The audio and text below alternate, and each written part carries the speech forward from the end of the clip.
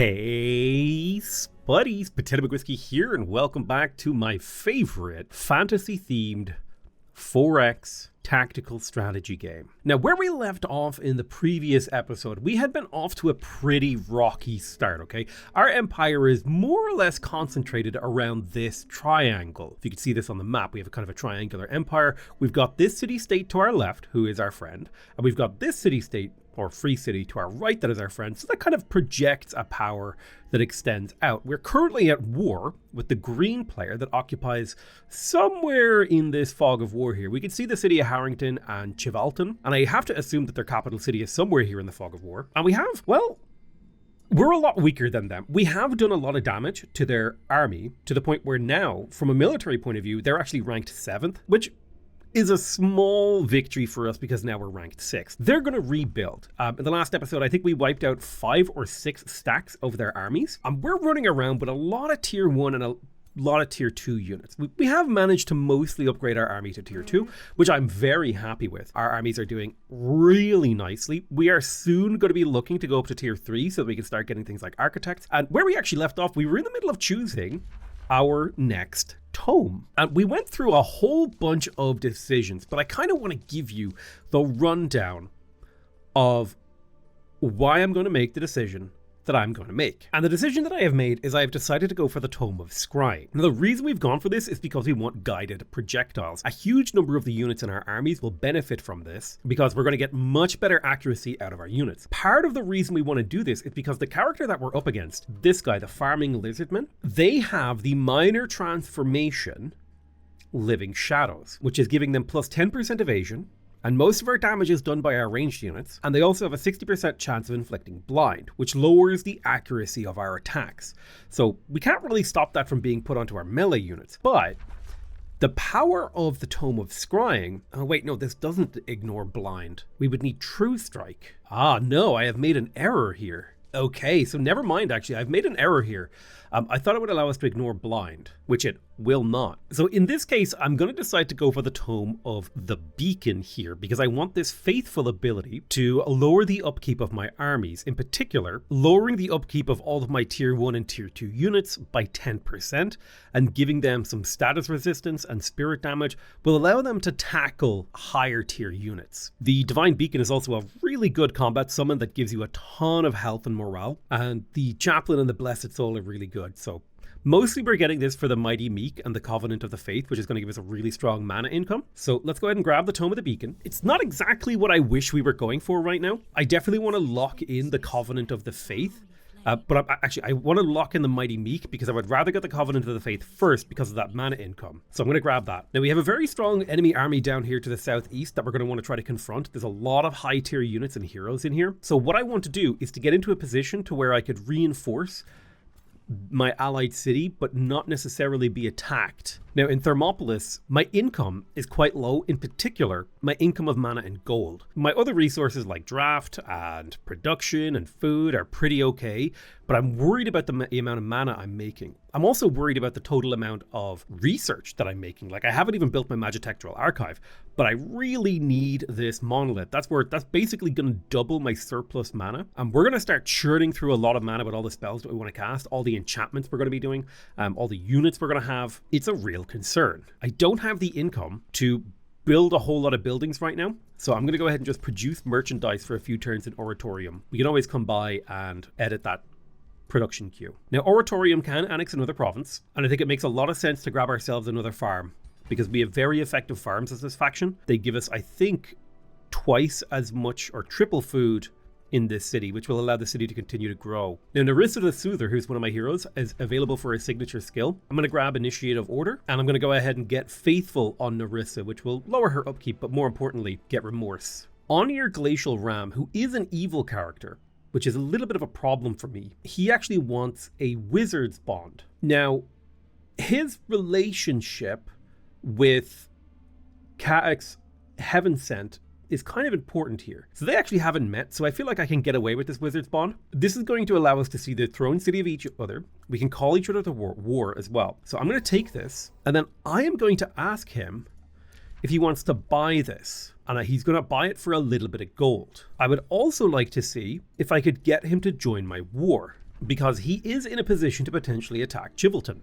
And it would also kind of occupy his AI not to attack me. It would keep him busy, basically. Fantastic. So our enemy has done exactly what we were expecting. They have put our ally free city under siege, which means we should be able to slip in here and get a pretty decisive victory, especially if we can drop a strategic map battle spell on them, do a bunch of damage. And that's exactly what we plan on doing. So I'm going to play a Blizzard on the enemy army. This will do 20 frost damage to their whole stack.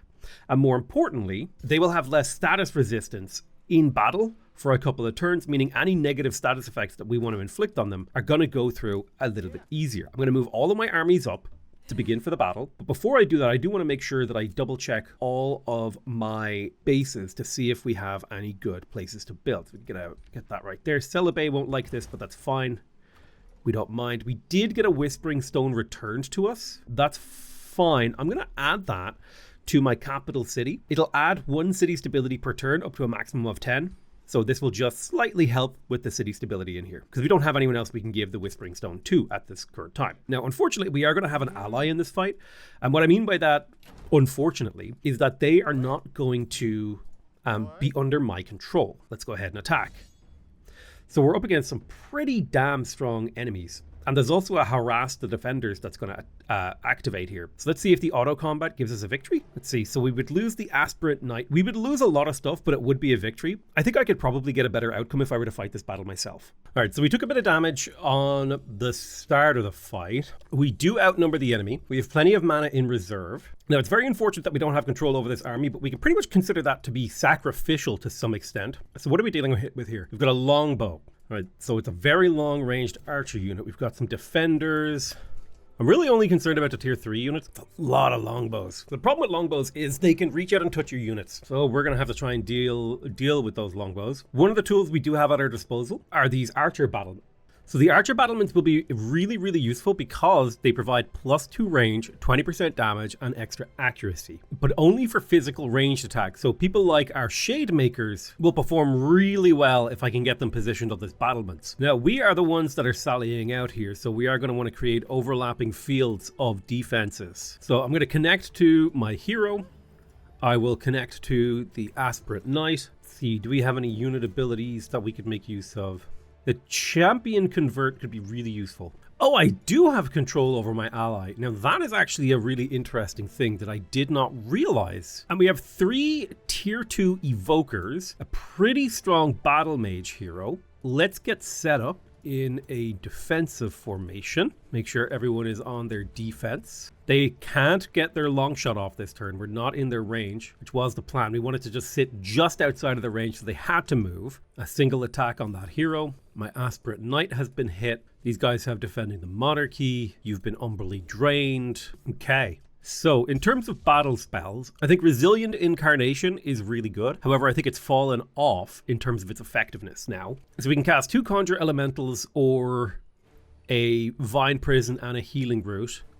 Or we can either do 2 of these tier 2 spells in terms of cost, or 1 tier 2 and 2 Healing Roots or Resilient Incarnations. So Vine Prisons are great because they're very distracting, and more importantly, they project a zone of control on archers, making them less effective on their turns. So for that reason, I am tempted to drop a Vine Prison on this group of archers, with the idea being that now they won't be able to attack, or if they try to move, they'll get entangled and opportunity attacked. So this will tie down those units for a couple of turns, giving me time to work on some of these other units. Now, I could get this Aspirant Knight to charge. He is a stolen unit that I don't particularly care about. It is a question of, do I want to go deep? I could bring this archer over. Now, I don't know why this Shademaker has a better range than this Shademaker. I would have thought they would be the same. But what we can do is we can position a archer quiver battlement here. We'll get a really good shot there. I'm going to move a couple of my shield units over to here with overlapping shields. I'm going to put this guy here to protect my archers in their formation. Let's have a think about how we want to approach this situation. I might withdraw to the right with these units as we push hard into this section. Definitely I want to put this longbow into my zone of control. So I think the Aspirant Knight charge here is actually really reasonable. That's 21 damage right off the bat. And this guy has to move to shoot. So we've effectively wasted his long shot and wasted one of his attacks, which gives us a slight advantage. This shield unit needs to be blocked, as do these shield units. So I'm thinking if I put my ruler here, I could do a decisive command on the Aspirant Knight to get a second charge attack to cancel this guy's defense mode. Then I put a Guardian adjacent to this, putting this support unit into our zone of control, providing a shield wall protection to this guy, which will make counterattacks less effective. I'll move my cultivator over here, and we can give this guy status vulnerability, which will mean that these guys are more likely to do poison. Ah, okay, no, they're immune to poison. Ah, that's unfortunate. Still, we'll do a bunch of damage. Getting a kill, remember, killing someone is the strongest form of crowd control. Now, we don't want to put the Lightbringer in a position that can easily be attacked. I think getting this Bannerman would be huge. Okay, we failed to get the Bannerman. I'm going to position you here with a defense mode warding to provide a little bit of extra defense. And my hero should be able to attack here, getting that kill. That's going to start us off with a good morale situation. We got a kill, so that's a good beginning. All right, let's go to the next turn. Our units will activate. This guy does not get spells. We can do some evoking to get some AoE damage and do some electrified. So let's evoke right there. Boom. Bunch of electrification. Cooldown on this is only 1 turn. So let's get those electrified effects stacking up. I'm going to zip this guy around to this side. I think the Aspirant Knight is the most likely person to attack the Siphoner. So, however, we have the lowest chance to hit on that. So I'm going to go for the Will Thief first. We have a good chance of sundering his resistance, slowing him, doing all that stuff. My Astral Siphoner will defend. And I think we're actually in a very interesting position. We've created a defensive wall here and a very powerful arc into the enemy's position. Sure enough, they might get some damage on us, but they're going to do some damage to their own troops. And we're getting our zone of control triggers. The blind, oh, okay, the blind didn't, because of the blind, we didn't get the auto attack, but there is the Vine Prison being cleared. Ooh, okay, nice, you survived those attacks. Yeah, they're killing those, he got a Splitterling. Why did you get a Splitterling? Interesting, so I'm not sure why he got a Splitterling when he killed that unit, but that's okay. The Vine Prison did its job. Now I'm thinking of summoning a Water Elemental right here to get us even more zone of control. If we charge strike this Longbowman, and then use the Tide Spirit to finish him. That's a good start. That's a second kill. I'm going to push my Guardian and Hero forward in overlapping defense modes. Your positioning is threatening. I could close this gap by putting my hero right here and doing a melee strike. You could potentially take a lot of damage. So now, I didn't, because of the way that he turned, I didn't actually close this gap, which leaves us vulnerable. I could reposition like this and shield wall it. And then if we use our... Okay, that is long range. That's unfortunate. Do a little bit of repositioning to get some damage on this guy. Now I'm going to move this shield guy around the corner. I will nestle a cultivator right there and right there. I'll put you behind these guys. Hopefully you get the kill. Not quite. We have significantly peppered our enemies with damage. We got 1 kill, which is good. We have these units here. You've taken a little bit too much damage for my comfort, so I'm going to zip you back to a safe position. You're more expendable. I do want to keep the ally hero alive. Okay.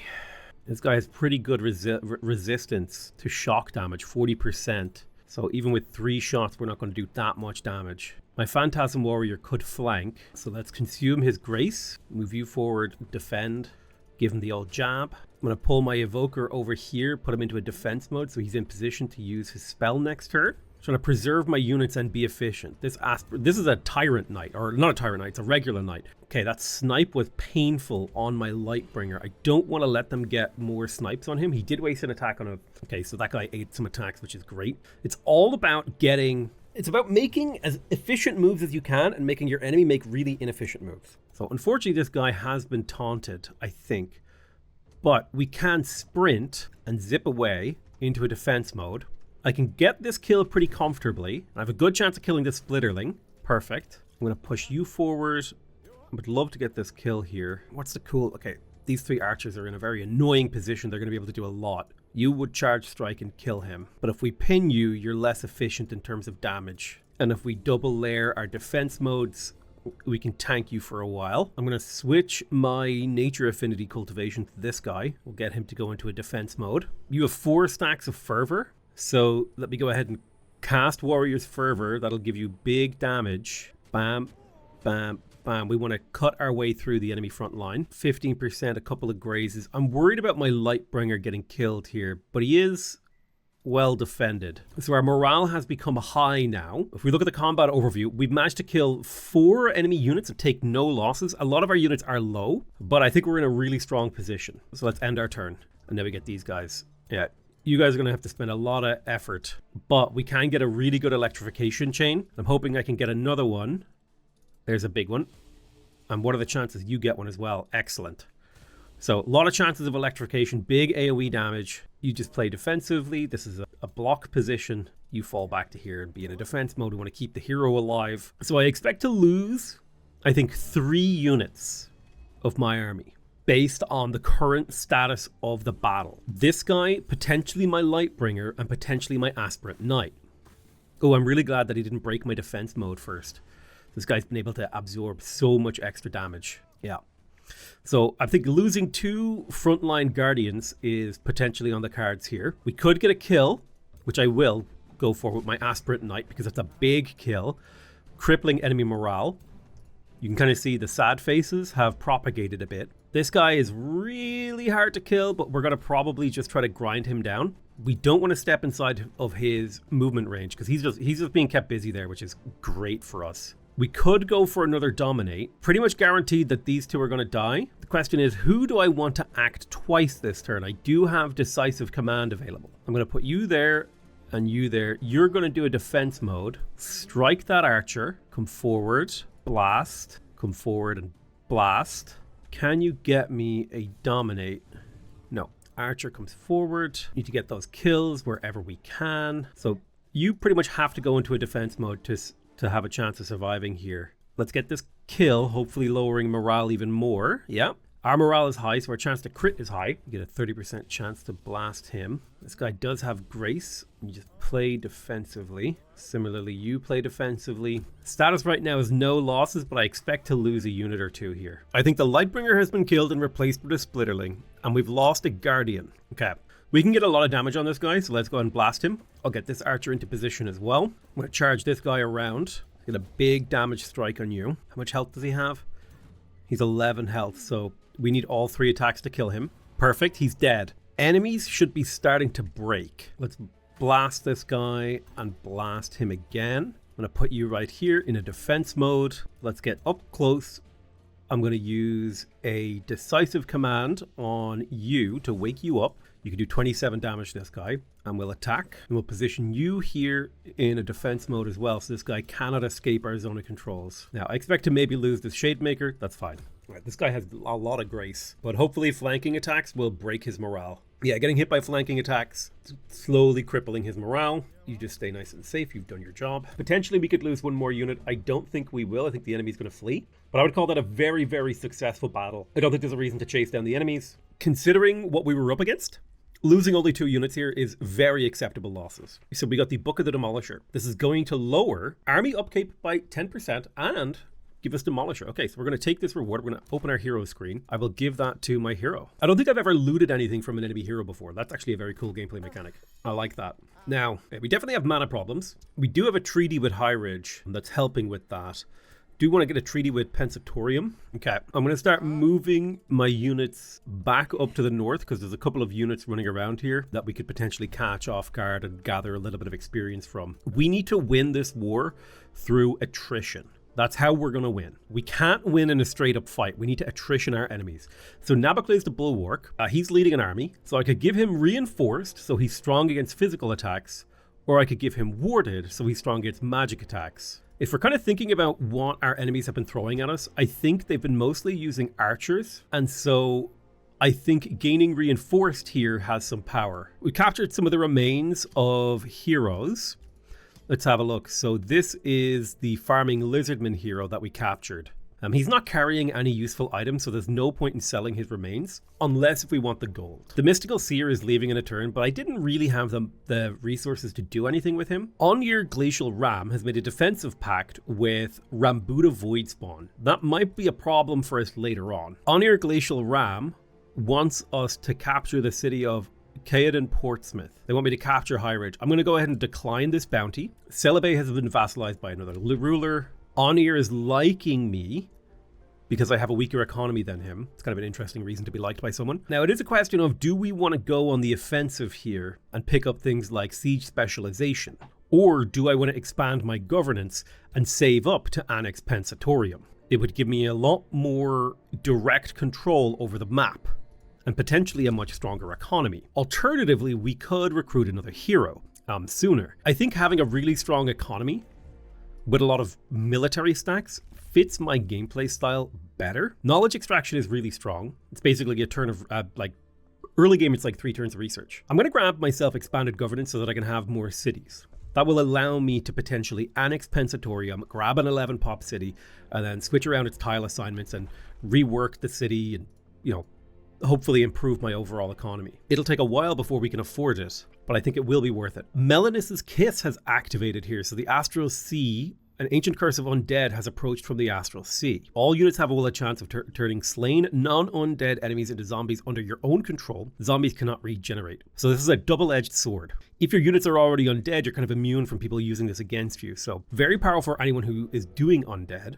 The Mystical Seer is going to leave. We never really bought anything from him, but that's fine. It would be nice to complete this quest. The Reckless Incinerators, we would potentially get a reward for it, like a nice reward. And it's also an opportunity to level up our heroes some more. So I'm going to zip my units over here. I built some roads to make my life easier. I'll link up a new cultivator and we'll see if we can get this done with an auto combat. I'm hoping I'm getting an auto combat with no losses. Okay, perfect. One of my cultivators is leveled to maximum.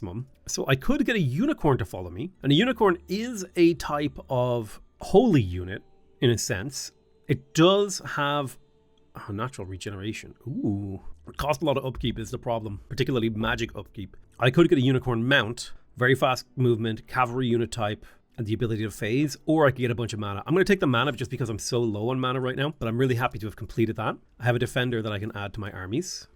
I will move him down towards my army stacks. Thermopolis needs to continue to produce units, Shademakers and Guardians. Obelissium has finished the Architectural Hall. I am going to go ahead and build the better Town Hall because it will increase our gold income and the province annex range, as well as us to just generally improve the economy of this city. Spells are ready to cast. Yeah, I think it would be good for us to have another blizzard in the chamber because I think that actually helped us quite a bit. The treaty with High Ridge has run out. I could boost the allegiance. We should get good allegiance soon. Pact of Vassalage in 13 turns. That's plenty of time for us to get control, I think, before anyone else does. And while we're here, we might want to slip down here to grab this hidden garden because we could eventually annex it into our empire. What's awesome is this cultivator has reached legend rank, which means it has 10, 20, 30, 40, 50 extra HP over its normal, plus an extra 10% damage and 20% resistance to damage, as well as the ability to bolster the resistance of allies when going into defense mode. So this is a much stronger unit than it was when we first recruited it. You can even see kind of like the difference in stats between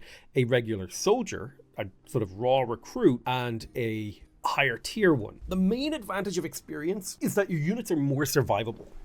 So that's one of the biggest advantages of experience, is that your units become harder to kill, which gives you more opportunities to defeat your enemy, right? If your units are living and not dying, that makes it more difficult for the enemy to kill your units, basically. I would like to build the next town hall as well in Oratorium. For a variety of reasons, but partially for that gold income. It will take a long time for that to pay itself off, but having money flowing through my economy, I put a lot of value on that. And I really want to level up my leader because he's one level away from getting his second signature skill and potentially unlocking things like Warding Bond or extra defense and evasion. Radiant Retribution is really good. I would like to get Blessed Body to give this guy lots of healing. So there's some potential here. I'm going to send him down to clear out this hidden gardens while I want to scan for enemy armies. It looks like they're just recruiting a lot of knights right now. So probably for the next 2 turns, we're not really going to advance very much on the war front, but we're going to chill a bit. Our spell upkeep is quite high, but that just means we're making use of our resources. Okay, rivalry was ended, which is great. And we have a new rally that we can engage in. We might want to pump up some of these units. Like, for example, we could grab some Guardians and Shademakers. These Winter Fairies are also potentially quite powerful, but we'll see what we do. I would love a way to level these mountains if I could, to create more land. A claimed province has been captured. I don't mind that. I mean, the map is pretty dense right now, but that was by design. Okay, I think if I'm going to attack a city, I'm going to attack Harrington. I think that's going to be my first target. So let's pop down here. We're going to do the hidden garden. I'm hoping that this auto combat goes well for us. It did not. So let us retry. So things we need to be concerned about is the seduce from the nymph, and then just the raw damage output of these entwined thralls when they get into melee. They're pretty scary. The mistling is also quite annoying because of its difficulty in sort of locking it down. Let's have a look. What are the damage channels of our enemies here? So physical. We've got fire, blight, physical, various. So it might be advantageous for us to step into the water to gain that fire resistance, but I think it's much of a muchness, and I don't think it really makes a big difference. What we'll do is we're going to pivot to the left side of the battlefield a little bit, like so, and we'll link our wounded units with our cultivators, who will provide debuff reduction and healing at the start of each turn, and we'll create overlapping defense modes. Right, I'm going to shuffle my unit line along slightly. We're not looking to go straight into battle. We have the ability to take our time. Now, if that's seduce, okay, excellent. Seduce failed. We're getting some stacks of poison and stuff on our units. Here comes regen. They're focus firing this unit. They get a bit of status protection, that's okay. I'm tempted to conjure an elemental, but the question is, what is the biggest threat unit that I could really use this elemental on? Probably on this nymph, because it's a tier 3 unit, or the mistling. Now, does this have, let me have a think about this charge attack. There's a 50% chance we hit him. Why is that? Yeah, I think we're going to try and kill other things first. So I'm going to conjure an elemental on this tile. I'll charge forward to this tile. Charge blocked by terrain. Oh, that's annoying. Oh, because you're in slowing terrain. Charge is blocked. I didn't realize that would happen. I would not have put you there if I had known. All right, let's get our warrior up to blast this guy. We'll position you right here. I could decisive command you to get a big charge strike. And then a attack plus an attack. I'm going to put you on the edge in a defense mode. And then I'm going to step you forward to attack this guy. Awesome. He only grazed us. It was a flank, but it was a grazing flank, which is brilliant. All right, we're taking some hits. That's okay. They're getting some rallies off. I don't like that this guy's behind me. There's not a huge amount that we can do about that. I would like to get another charge here.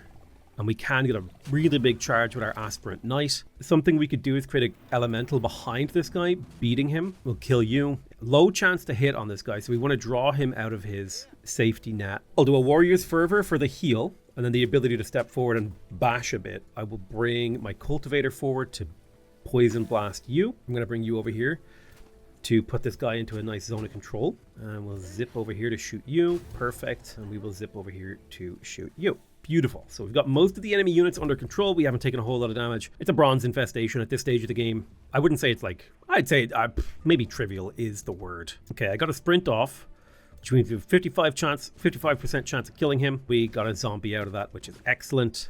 See if we can't get this kill. Boom. Ooh, just barely survived. Okay, there we go. Alrighty, got a level up on our hero plus a level up on our cultivator. Excellent. So we could gain some gold, we could gain some food, or we could gain the nymph. I think I'm going to gain the gold. I would rather buff my economy because, again, I just don't have the mana to sustain very much in terms of... Yeah, I just don't have the mana to sustain. Oh, we got a zombie. It costs 12 to maintain. I may disband this because I don't want a tier 1 fighter unit that takes up this much mana. It is cool. Don't get me wrong. However, I'm going to go ahead and disband it because it takes up way too much mana to maintain. We have access to Covenant of the Faith, which is brilliant. We can now start casting this on our city-states. My ruler has leveled up. We'll be able to get another one of these. Unfortunately, we won't be able to get Adept of Order. So I might hold off on unlocking a signature skill for a bit. We could go for the Initiate of Nature, which would give plus 10 hit points to the army. And then we could go for Withering Decay, which would allow us to counter regeneration. I would be more likely to take Adaptive Vigor, however. The question is, would I rather be an Adept of Order? The Keeper's Mark would be great because when taking fatal damage, he would become steadfast and pacified, so he'd become immune for a turn, or Incorruptible Spirit would give him lots of status resistance. I think I'm gonna go with the Adept of Nature, and then I'm gonna go with the Adaptive Vigor, plus I'm gonna go for Defense and then Radiant Retribution. Brilliant. I think the last thing we have to do is pick a tech, and of the technologies available to us, or of the research available to us, I want Mighty Meek. That's going to lower my army upkeep while also providing us with extra damage when we're fighting up. Okay, so let's move our leader to the north. I do want to check. We don't quite have advanced logistics just yet, so that's fine. In Thermopolis, I would like to keep recruiting I mean, Earthbreakers, I just don't think they're very good. I would rather recruit higher tier units. So I'm going to grab myself another Guardian. Obelissium can now also potentially recruit Guardians, although very, very slowly. We could also go straight for the tier 3. We could start another monument and we could dedicate this one to Order. I don't know if these stack, but that would be insane if they did. We could also build a Herbalist, which would give us a significant boost to our food and mana in the city. I think it's time that we started building the workshop so that we can actually build these cities up faster. So I'll probably build the workshop and the stonemason in here. So let me go ahead and put the workshop to the front of the queue. We have, I wouldn't say we have plenty of gold, but we have a decent amount of gold in reserve. I need a little bit more Imperium to integrate Pensatorium. And I do want you guys to chill for a moment while we wait for our leader to catch up with you. Thermopolis can annex another region. I'm going to go underground. Oratorium can annex another region. I will grab this Forester right. Well, no, I'm going to build a farm. We can cast the Covenant of the Faith. I'm going to cast it on Pensatorium. This is going to give units recruited from Pensatorium the Faithful ability, which reduces their upkeep. It's also going to give us 15 mana per turn, which is a really nice upgrade. So maybe we don't want to annex this. And instead, maybe we look to annex someone else. We do have a hero available to us. I don't yet have a ranger, and I don't have an explorer. I am tempted to get myself a level 5 ranger who's an arcane governor. That could be really useful for getting a lot of mana. Also, he's an explorer, so I could make use of him to explore ancient wonders. I'm going to go ahead and recruit him, and then I'm going to go ahead and I'll adjust his appearance. I'll randomize him. There you go. Boom. Looks a little cooler. Let me come in here. I'm going to reset your skills. First time you do that is free. So if you're going to be clearing ancient wonders, I think having plus 10 hit points on your units could be really good. So if we go for initiative here, you would get blight strikes if we want to do lots of blight damage. So we've got scatter shot, we've got sniper shot, and we've got snapshot. I like the idea, if this guy's got a crossbow, snapshot would allow him to attack twice. And now I could remove defense mode and retaliation, which would then allow the follow-up crossbow attack to be a lot more powerful. Okay, so we could go snapshot, get ourselves the defense mode disruption, then get extra damage on physical ranged attacks. And then we could either get strengthened and regen, or we could go for the extra bleed. We could also go for kill shot, but I don't necessarily know if that's how we want to do things. So we could go down that tree, and I think even just these first 3 here would give him pretty good mobility. Skirmisher training is kind of overpowered because of the ability to ignore opportunity attacks. Even just 1 point in it is insane. So here's what I think I'm going to do. I'm going to make this guy an initiative nature, and I'm going to go ahead and grab myself blight strikes. So now his army has an extra 10 hit points. I would also like to get endurance training, but before I do that, I want to get skirmisher training because it's extremely valuable. Then I want to get snapshot with the ability to cancel defense modes and retaliations. And then big game hunter would be nice to do extra damage. So this is going to make this guy pretty versatile in his ability to move around the battlefield. And he's also going to be a good leader because he's going to give my units extra health. The more health a unit has, the harder it is to kill. The more damage you have to do to it, right? It's a pretty straightforward way to make your unit stronger. So I'm pretty happy with those decisions. We've got 4 heroes now. Oratorium is under siege, which is quite problematic for us. However, it is the direction that we were planning on pushing. We were planning on pushing north. So I think pushing my units up that way is perfectly reasonable. Now we met Mort Ariol. He is a good hero. I don't want to spend money on just being friends with people. If I have to bribe you to like me, I don't think we were going to be friends. That's just my opinion, man. Check out that watchtower, and then we'll keep exploring to the east. I wouldn't mind getting a deal with this guy for open borders. That's going to allow me to explore his territory a little bit easier. We could upgrade this, and I would like to upgrade my monument. It's relatively expensive, so I think I would like to also build up my stonemason and Masonic Hall if I could first. Obelissium can annex another province. I want to get down to this hidden garden if I can.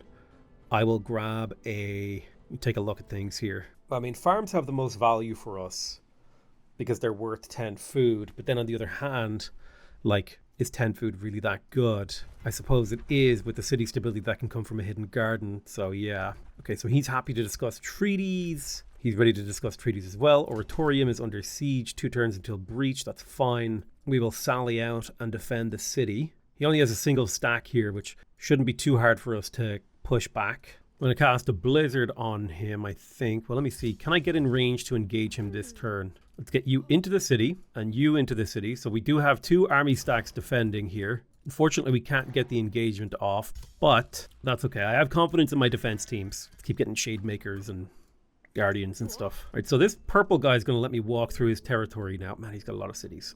So I'm going to head back this way.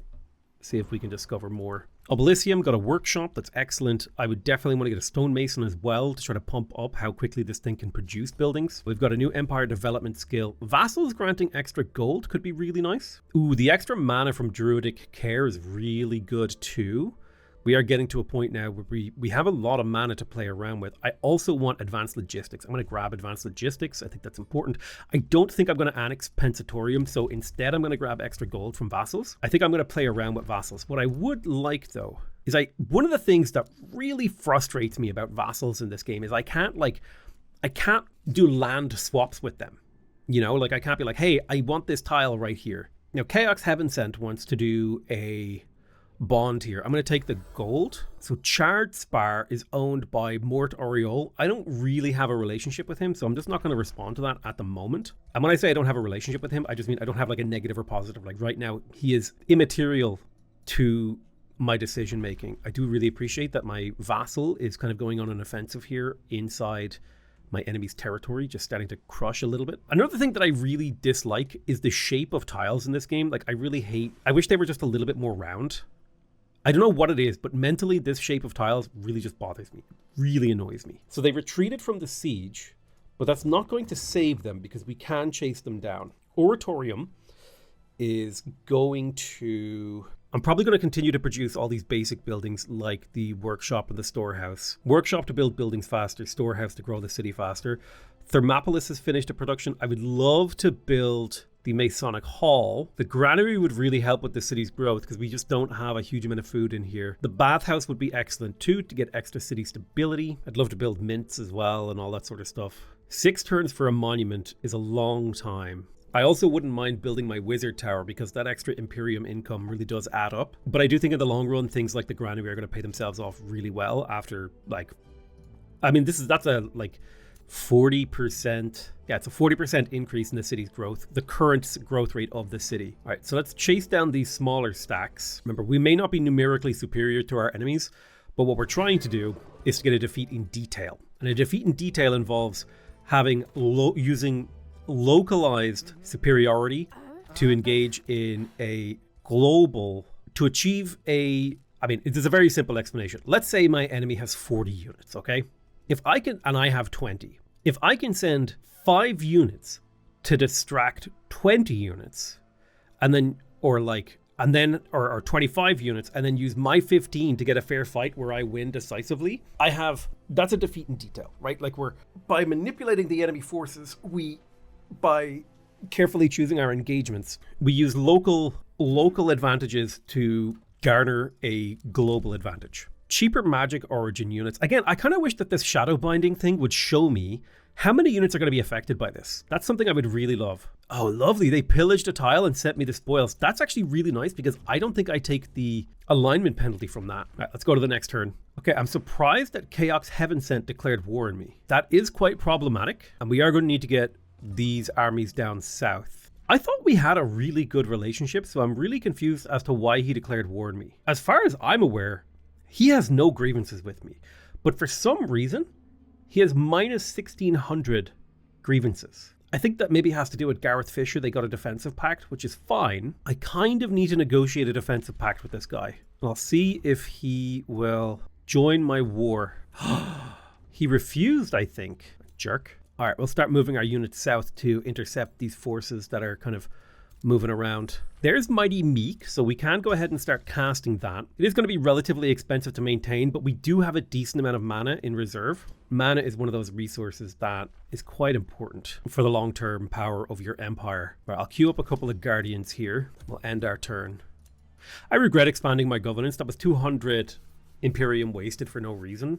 Well, it's not wasted, right? But it was like the opportunity cost of spending it was high compared to what we got out of it, which was nothing. You could argue that that was infinite. It's not the worst mistake I've ever made, but obviously it wasn't an ideal move. Okay, so I should have kept those zombies to get an aftermath event. Noted. All right, so I'm building a road straight down mid to get into a engagement with these guys. I'm hoping this will be an easy auto-resolve.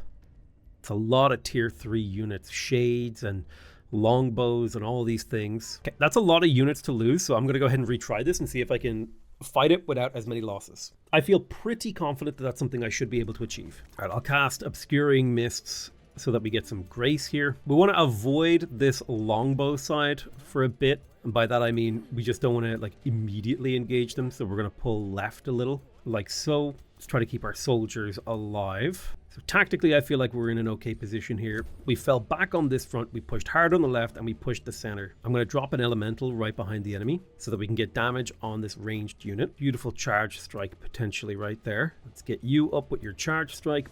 Bam. Let's get you up to here. We're going to do a decisive command in a moment. I'll get one attack off with you. Then I'll do a decisive command with you. I'm a 1, 2, 3, getting big damage in. And then to make it so that we can absorb these attacks a little bit easier, I'm going to do a shield wall, which will lower the total amount of damage our enemies will do. I'm going to slip a cultivator into the center here, and he'll also do a defense mode, which will lower the amount of damage our enemies will do as well. I'm going to put you onto this lucky tile, where you'll be able to do some crits. I'll position you here as well. Excellent. Crappy little Earthbreaker. I think it would be good for us to push forward here. You're going to do a defense mode, as are these two. The idea being that the enemy does a lot less damage if we're in a defense mode. And we basically set ourselves up for big damage next turn. All about trying to get an advantageous position. Ooh, no. We don't want you to go there because we don't want you to take that charge strike. So the closest we can safely get is here, which does get us a shot at least. Let's get you up here and get you linked with this guy. Put you right there and blast. I'll move you over here. Eventually I'll try to link you with something. And I think we're looking pretty okay. Not the cleanest engagement, but a relatively clean engagement. That's a little bit more damage than I would like. That's fine. Yeah, if they're wasting attacks on this guy, I'm really happy. Super unbothered by their counterattacks right now. There's a little bit of too much damage on this guy that I don't like. We do have a healing spell to make use there. Oh man, look at all those counterattacks, really paying off. So with that in mind, I'm going to healing spell you, and I'm going to link you. What's the cooldown on this long shot? Okay, it's actually quite a long cooldown. I would like to get a charge strike right here, canceling the enemy defense modes. I'll move my hero forward. We can get another blast.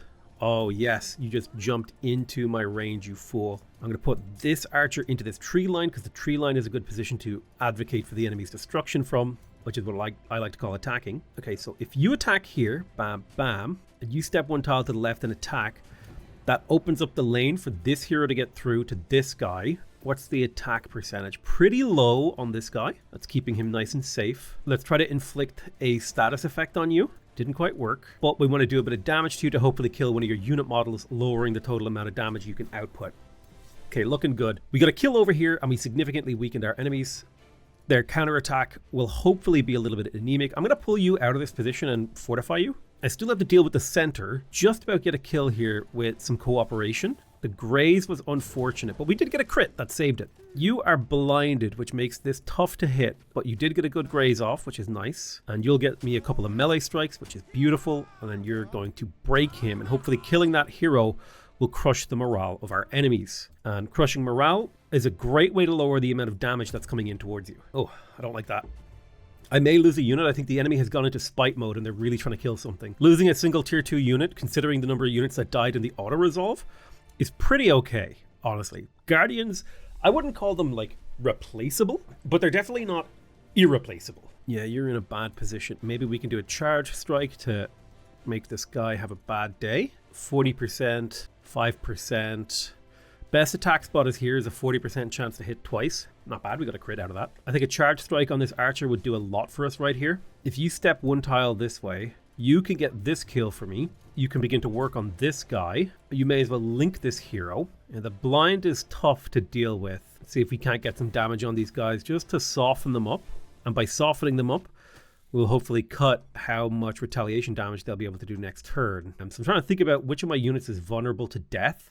And I think it's this guy, so I want to get him up to a higher health level. Yeah, these enemies are so difficult to hit with ranged attacks. You could quick stab here. It's not a whole lot of damage if you were to do that. You get a couple of stabs on the shade. Can you taunt this guy? That'll distract him. So this does potential weakening shot here. I know I hit my own character there, but that's not a big deal. Got a few 80% chances to hit on this shade on the cliff. And hopefully these flanked attacks will break his morale, because he just took 3 flanked attacks and a couple of criticals as well, actually. And so hopefully that's going to completely obliterate his morale, and that will start to cause morale problems across the enemy army. So far we've only lost one unit. I am expecting there to be the possibility of losing another. I think it's a relatively low possibility, however. I definitely need more combat casting points, and research is a good way to get more of those. All right, let's think about this. Can you get a charge strike on this guy? Get up and stab him twice. Get me that kill, thank you. I'll get you to slip over here and blast this guy for 15 damage. Okay, you got 8 because you grazed. Totally fine. I'm going to get you guys to hopefully blast this guy again into fleeing. And he just teleported into the mists of our allies. So he'll get blasted in the back by blinded archers. Slowly. Now these guys do have joy siphoners, which makes them really annoying to try to make flee. Joy siphoners is a very scary ability to go up against because it can very easily cause a rout cascade if you have a bad start to a battle. You pop over here, take a blast. I'm just going to try and get as much damage onto this archer, the scout, as possible. Only 40% chances to hit, so I'm expecting a lot of grazes. But I can command this knight with its swift ability to get a really good charge strike and get the kill. Well, that should be the end of the battle. We lost a single guardian. I think this is a really good trade for us. Lots of experience. We're looking at 4 experience per unit, plus an additional 5 experience per hero, it looks like. No, just 4. Brilliant. We got the Arcfire Fire Strikes. We scavenged this as a tier 3 primary charge strike weapon with extra damage per hex traveled, cancelling defense modes, retaliation attacks, and it does area damage in a line. I'm going to go ahead and take that. That could be really useful depending on whether or not we get a hero class that may want to make use of that weapon. All right, I'm going to position my hero stacks inside my capital walls so they can't be counterattacked right now. We can take a turn to get a bit of healing in, and we can do some arcane research. Chaplains are pretty strong. It's nice that they start with Faithful. They have really good heals and buffs.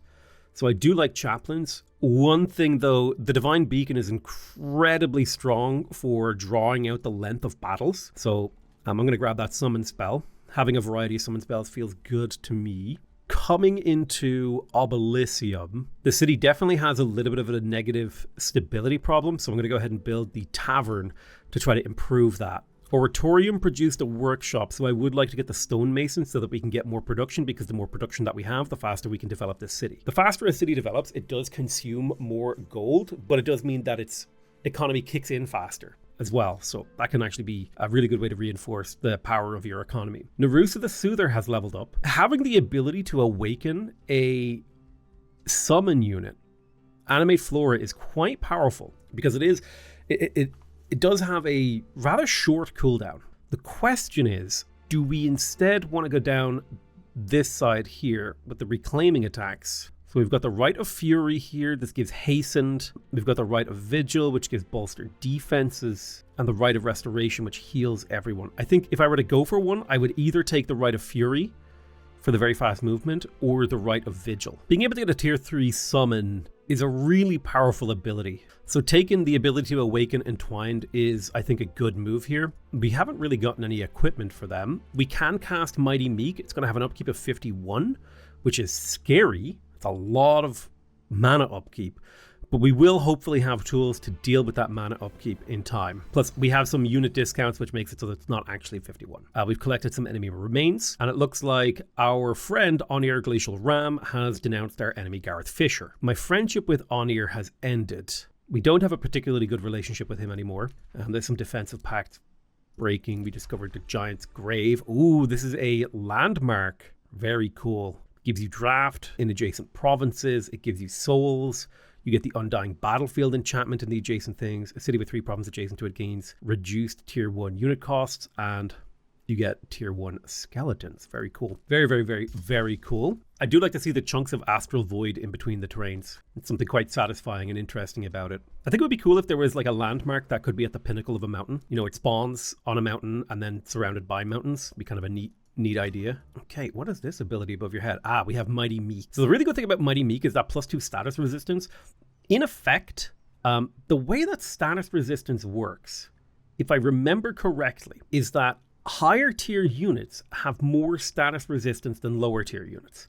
And I think +1 or +2 status resistance is equivalent to this unit being +1 tier when it comes to getting debuffed. So it really makes your lower tier units a lot more efficient. Okay, we've got these couple of big stacks here that we're going to need to compete with and attack. We did lose a Guardian, so let me pop a Guardian in here. Let me make sure I step out enough units from the capital to actually engage in this. It says it's a low-risk battle. I'm going to auto-command. Losing 3 units is a little bit more than I would like to lose, so I'm going to go ahead and try to fight this and get a better outcome. Remember, the only way that I can beat the brutal AI, the AI on the highest difficulty, is through efficient attritional warfare.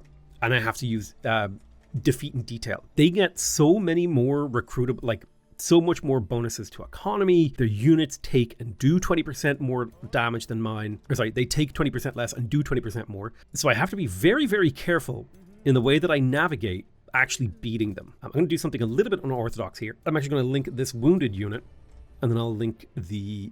I want to keep this aspirant knight. I have kept this knight for a very long time. I'm surprised he hasn't promoted. Can he promote unless if I'm not the right faction? It's kind of an interesting concept there. So we've got pretty beefy range units. I think we more or less play the same way we did last time. We shove hard on the left and we play it safe on the right. Let's get a cultivation link right there, and the rest of our units will basically go into defense mode. I can link you, and who else needs to be linked? I'll link this Earthbreaker.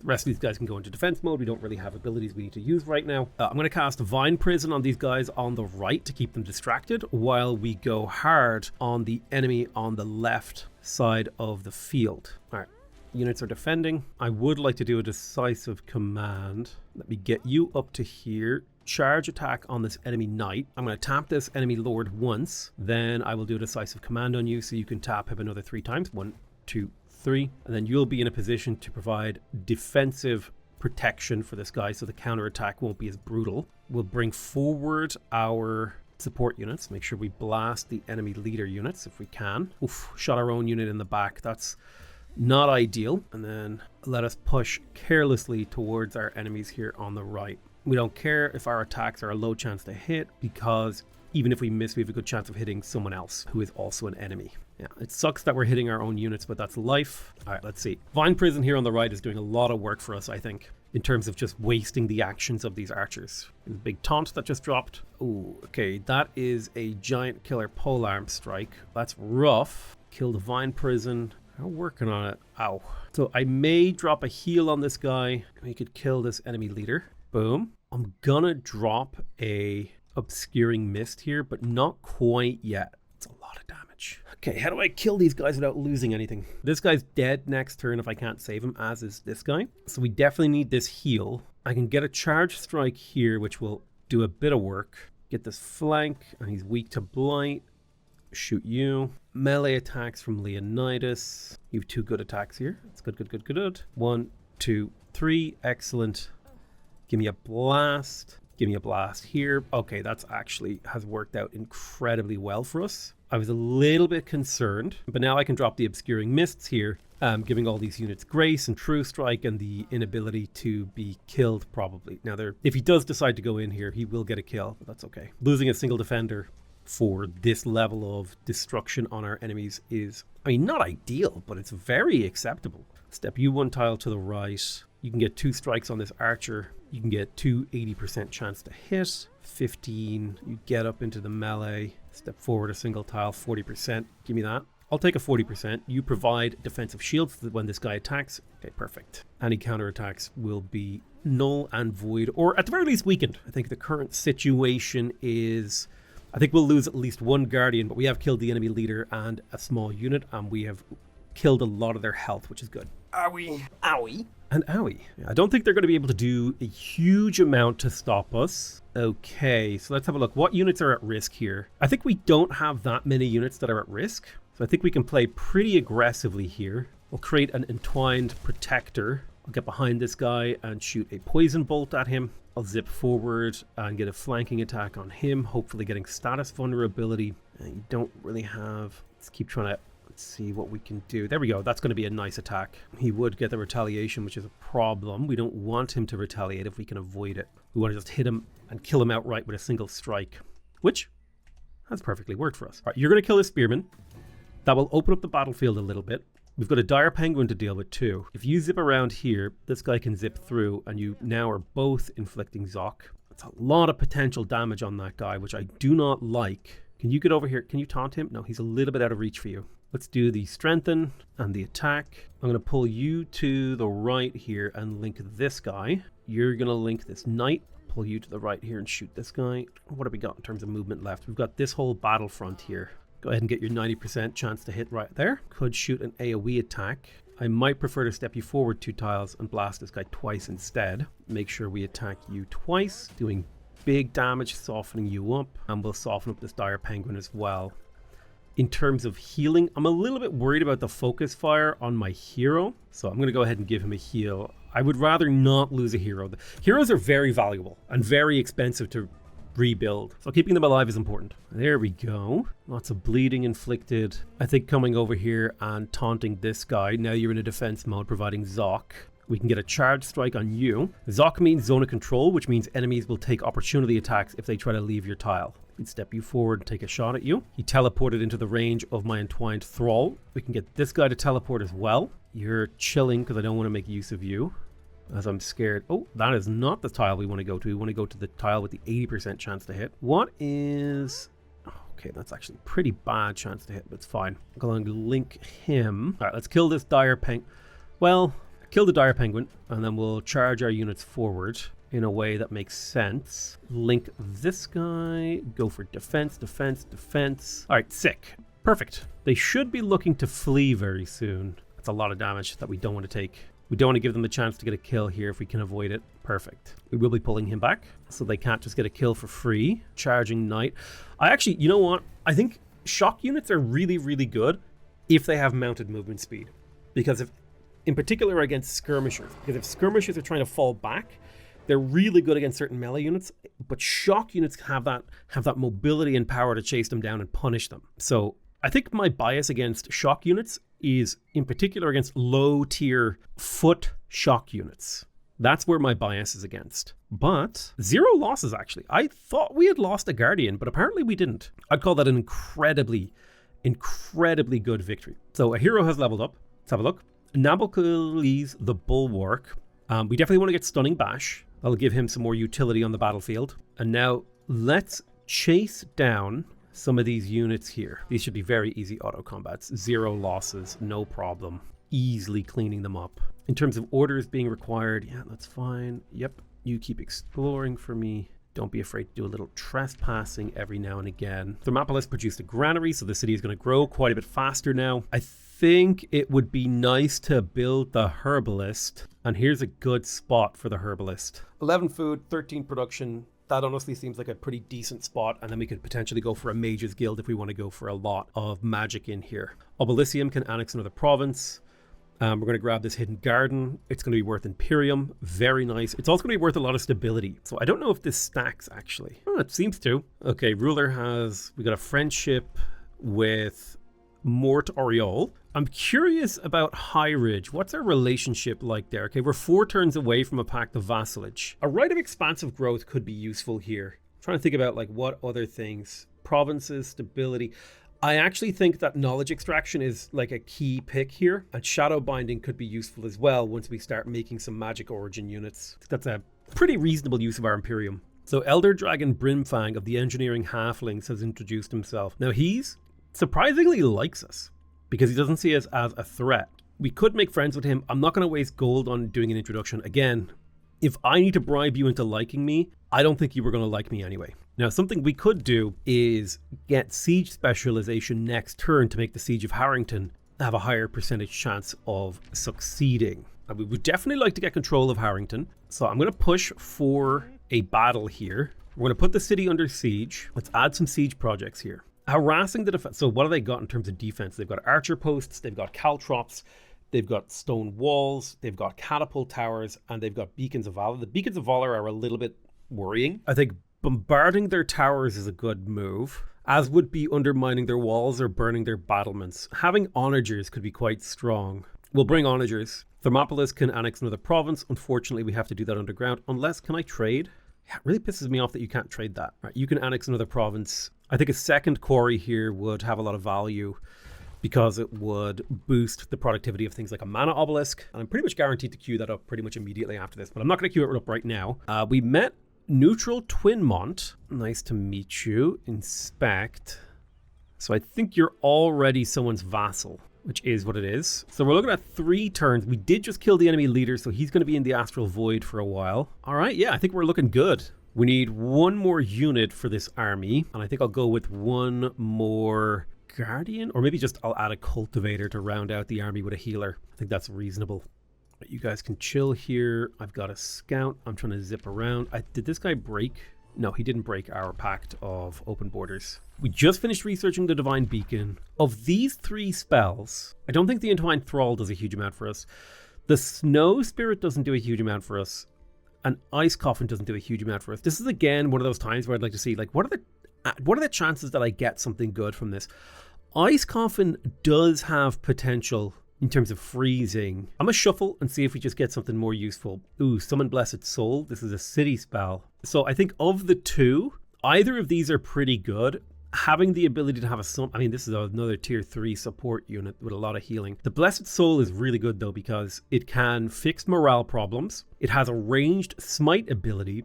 It's a shield unit, and it has the ability to inflict condemned, which could be pretty useful, but I think I don't have the mana to sustain this, so I'm going to go for the Chaplain. I just don't have the mana to focus on a lot of magic origin units right now. Obelissium has built something. I would like to build the mana obelisk. My mana income is very weak at the moment, so I will do that.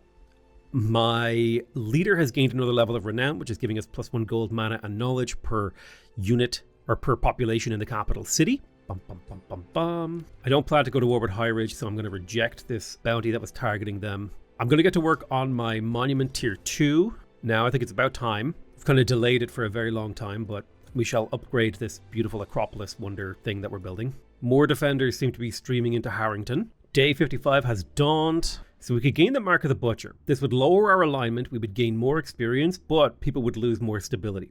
I can spend Imperium to gain no new traits, or I can gain good alignment at the cost of stability. I think I would like that good alignment because we are paragons of good. If we check I forget how to check our empire abilities. I think it's in the diplomatic overview. And if we look at we're still way down the bottom. Yeah, we are devotees of good. So our cities will gain 10 gold per positive level of good alignment. And our units will gain experience while we're at the maximum good alignment. Also, we gain some extra Imperium. So we do eventually want to get to the highest tier of alignment.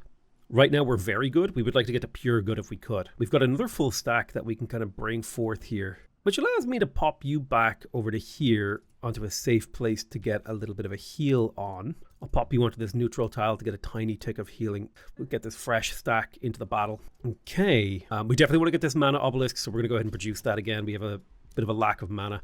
We got another rainbow clover, and I think that was from the High Ridge becoming our vassal, which is excellent. I'm going to do another Covenant of the Faith, targeting them. Beautiful. Lots of lovely things happen there. So we got vassalization of High Ridge. We got a higher alignment. Our economy is now a lot stronger thanks to that higher alignment. We are struggling a little bit with mana, which I'm not happy about. I would like to get a little bit more mana. And I would love to finish the Destiny of Nature. All right, so we are ready to siege this down. Thankfully, no new units actually did make it here. I'm hoping this will be an easy auto-resolve that I won't lose any units in. The AI is notoriously bad at minimizing losses in auto-resolves.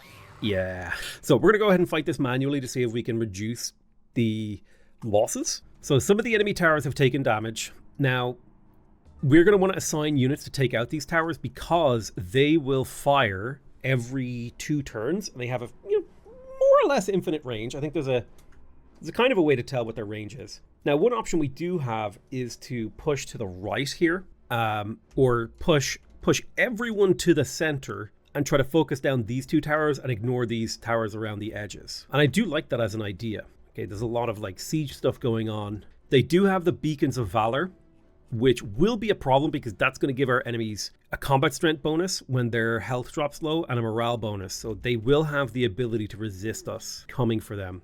I think fighting through this breach would be good for us and avoiding this longbow. So I reckon the thing to do is to push to the center. All right, I'll put you right there.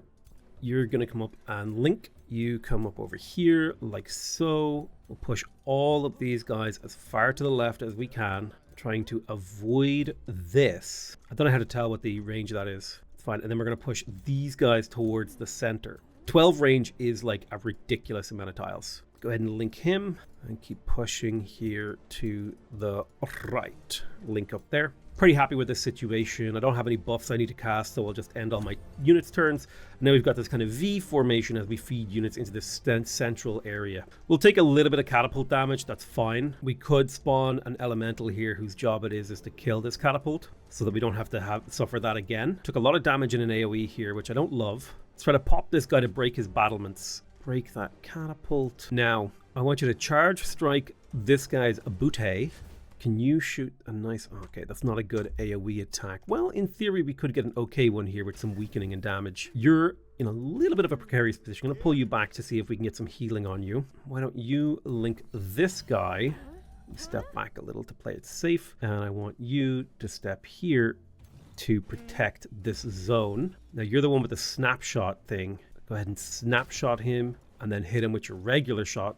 Boom. That worked out perfectly. I want you to use Decisive Command to wake this guy up. I want to use Warrior's Fervor on you to restore your health and give you damage. And then I'll get you to kill this guy. Let's charge down mid to see if we can kill these catapult towers before they become really big issues. See if we can get a shot off on you. That's fine. Pop right here. I'll grab an Entwined Thrall, who I will shoot a Poison Needle at this spider summon. Go ahead and kill that vampire spider. Can you get the kill for me? You can. Perfect. Go ahead and defend him. Take a shot at this. We need to kill that a little bit sooner. Now we have a couple of units over here. I'm concerned about this charge guy. If I position you here, he can still get you. But if I position this guy here in defense mode, he can't get you anymore. Controlling the enemy movement is key. Now, that's a shade. I'm a little bit worried about this knight taking way too much damage and getting him out of position because he's already quite low. So let me go ahead and slip him to here. And I'll just put him into a defense mode. Now, what's the cooldown on this? It should be 2 turns. It's 1 turn, okay. So they won't fire this turn, but they will fire next turn. Okay, he got a flank attack on me. Okay, nothing too bad is oh, that's actually painful. I'm going to get a summon here so we can take out this catapult tower a little bit. Can we take the shot? No, we can't. Can you slip in behind this guy and poison needle him in the booty? You can step 2 tiles. Give me the kill. Come on. Perfect. That's a catapult tower down. So Two of the big AoE threats are down. I am a little bit worried about this guy's health. You may as well attack him to get a tiny chunk of damage. It'll still require an action from the enemy to finish you off. Our catapults are not ready to shoot. Okay, I don't want to hit my own hero with my AoE attacks. I can step forward with you and get 2 attacks off on this tier 2 knight. We can get quite a few attacks off on him, actually. Quite a few. Yeah, you're going to get killed. So I need to step you here and slip you away to a safe distance where you can take a shot, because you're a pretty vulnerable ranged hero. We'll cast this AoE ability. Now we got True Strike, which will let us completely demolish this guy. Perfect. You'll get some big damage on this attack. Lovely. I'm going to move you 2 tiles to the left and then protect this guy with a defense mode in Guardian. And we'll try to shoot over this roof to peck him away at his health pool. Just about to kill that knight. We could get the kill with our leader. Ooh, I would love to get some damage on this guy as well. What are the chances we can get this kill? Be great. I will even take grazes here. Not quite. All right, go get this kill. I don't care if you take the poke. Oh yeah, this guardian can slip in and get this kill. Beautiful. Perfect. Let's have a look at the status. We haven't lost a single unit yet. We could still lose a unit, but we haven't actually lost anything yet. We've killed 3 enemies, 2 of their summon towers. Excellent. I'm going to call that a pretty successful first 4 turns of the battle. All right, we're going to lose you. That's fine. You did your job, honestly. Catapult tower, bam. A little bit of damage, no big deal. Ooh, that's a lot of damage, actually. Okay. So I'm hoping I can win the battle before these fire again. Can I slip you over here and get a... Yes, perfect. And then you go ahead and distract him with a melee strike. Fire our catapults here, breaking the wall. Hopefully ruining the battlements as well. If we fire right here, we might do some damage, but also do some... Okay, I'm going to get you to change your link to this hero. Your link is still valid. I'm going to get you to link this guy instead. Push you forward 2 tiles, take 2 shots at this guy. I'm happy with grazes. We just need a little bit of damage to secure the kill. And there it is. Lovely. Can you get over here and taunt this skirmisher? And then put a bunch of defense moding spearmen in these positions. Beautiful. Now, if he were to charge forward, he could do a bit of damage, but nothing too crazy, so that's fine. He does have resurgent strength now. You're forward in defense moding. We're overlapping, interlacing. The problem is if I were to push forward with you, I'm worried about counterattacks. So I'm going to play it safe with you because your health is really low. And we'll see what the enemy will do. Yeah, I'm happy they're wasting their attacks on my summons. Because again, those are attacks that do not materially affect the outcome of the battle. Those summons were going to get deleted in a turn or two anyway. Now, something we can do to materially affect the outcome of the battle is to pop over here, do a snapshot on this guy, and then a full shot on him. Make sure we give you a defense mode. Charge strike on the enemy hero will be useful. Zip you to here, get me that kill, please. Okay, you did not succeed. Can you try again? There we go. Go ahead and shoot uphill. Nice damage. I'm a little bit worried about this flank attack potential, so I'd like to get in here to control this guy's movement. But if I melee strike, he'll retaliate, so we're just going to go defense mode. I'll move you to here and link. So he could come in here and pop that unit, but that's okay. And we've made attacking these 3 units more attractive than attacking this guy. He's a little bit more vulnerable. Earthbreaker there. Shoot that nerd. I don't know if there's any plant things that we could make use of on the map. Well, there are some back here. Let me go ahead and awaken an entwined protector. Take a few pot shots at this guy. I think that is the play. Let me wake you up because you can do a really nice charge strike on this archer, lowering the number of models that he has. The less models a unit has, the less damage they do. You do not have your strengthened, so I'm going to go Warrior's Fervor on you. We can charge straight towards the enemy. Oh yes, and he teleported into the center of my lines. Now that is what we call a magical outcome. All right, so we're just going to chill on our archers in defense mode, making any counterattacks by these a little bit less efficient. Beautiful. Those catapult towers are scary, man. They do a lot of damage. You got to watch out for them. This is just a cleanup crew now. We can kill you. Let's get you up to here. Shoot your crossbow. Get both of my melee units into position. Get a poison blast. And now he's in position to be killed. Perfect. Beautiful. So that's going to be the city of... Ooh, we scavenged some reinforced armor. My enemies aren't really attacking you. The lack of a taunt is a problem. I'll grab Radiant Retribution though, because you do fight on the front lines. All right, you'll chill there for a turn. Harrington, so we can vassalize it, we can raise it, we can absorb it, or we can migrate it. I think probably what we want to do is absorb it. Bathil Tarbinder, who's an Eldritch Sovereign of the Little Liberators, who's a revolutionary diplomat. I think vassalizing or absorbing are going to be our options when it comes to conquest. I don't love the idea of being a devotee of good who, does bad things. You know what I mean? We don't want to commit, magical ethnic cleansing ideally. I don't know about you guys, but that's my stance on things. I don't want to commit any form of ethnic cleansing ideally. Okay, Obelissium can annex another province. It does get more stability from foresters and farms. We could migrate underground. That's huts, however. Let's pick up some more farms. We'll keep the growth going. It's fun to do. Harrington doesn't have a governor. I'll give it an arcane governor for now.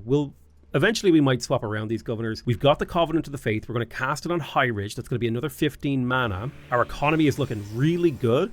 We also captured Rala Herald, Goblin-Eyed Warrior. So now that we're starting to fill up our crypt, it could be worth it for us to build our crypt ability. That would get us a small passive increase to our mana, but 85 mana per turn is really good. Get some good messages here. I've got a question of heritage. Nakon of Mortadini approaches me with a formal greeting. One of my ancestors was a dominator, another one a lawbringer. So we could change his legacy from being an explorer to being a lawbringer. So a lawbringer likes to clear infestations. A dominator likes to recruit or raise units after combat. I think remaining an explorer is perfectly fine by me. Harrington is ready for production. I'm going to start rebuilding the walls in here so that we can fortify this city. We do have the Pavilion of Prophecies, which is a nice boost to our economy. Do we want to do a Rally of the Lieges? I don't think we need to. I think we're actually pretty cozy with the army we have right here. And we have managed to defeat one of Gareth Fisher's cities, which should be a significant blow to his capability of waging warfare. All right, orders required. So you have the ability to convert your production to knowledge thanks to the Pavilion of Prophecies. Now, thinking about the city of Harrington, oh wow, there's a whole underground area here for Harrington, and here's Eastwatch, here's his capital, so this is where we need to be heading to if we want to take this guy out, and that's absolutely where our next goal is going to be. So it's a question of, do we go straight for his throne city right now, go for the throat and try to finish him off? I think we do. We're going to head underground with the express purpose of ending his empire as fast as possible to secure our position on the map. So let's get down there. So Harrington got its palisade walls. I'm going to rebuild the stone walls, as that will make any conquest of it take longer. We got the Mana Obelisk in Obelissium, I believe. We could go to the next tier of building. I think I would rather build stuff like the bathhouse to get the morale up in here, because morale is still pretty low. So let's go ahead and grab the bathhouse. Oratorium has also produced the obelisks, so that's going to be really nice. I think it is time that we upgraded this to a tier 2.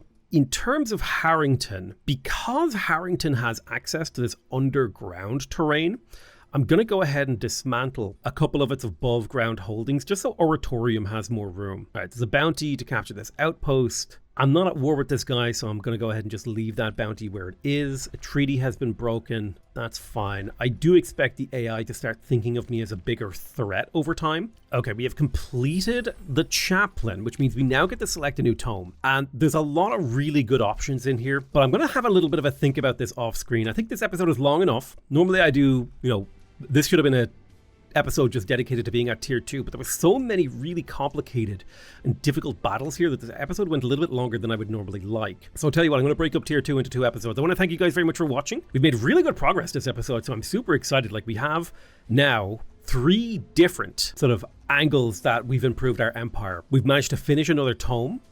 We have conquered an enemy city. We have severely beat down the enemy military ranking while slowly climbing in the military ranking, and indeed most of the rankings as well, even if it's just a place or 2. So I think in the next episode we could potentially see the defeat of Gareth Fisher and the progression to tier 3 magic. I'm going to call that the end of the episode. I want to thank you guys very much for watching. I love you all very much, and I'll see you guys next time. Bye bye.